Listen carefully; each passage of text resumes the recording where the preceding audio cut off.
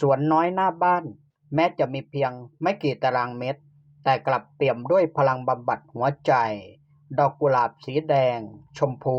มะลิขาวและแพงพวยสีสดเรียงรายแย้มกลีบต้อนรับหยาดฝนกลิ่นหอมบางๆลอยคลุกเคล้า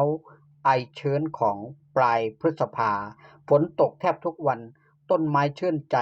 เราเองก็ได้หยุดพักจากความวุ่นวายสูดลมหายใจลึกๆแล้วปล่อยให้ธรรมชาติเบื้องหน้าเยียวยาจิตใจแม้ไม่ได้ออกทัวริ่งไปไกลแต่ใจเราได้กราวดิ้นอยู่ตรงนี้สุขเรียบง่ายใกล้แค่หน้าบ้านฝนพรำดอกไม้บานหัวใจพักผ่อนอยู่บ้านก็สุขได้เมื่อธรรมชาติอยู่รอบตัว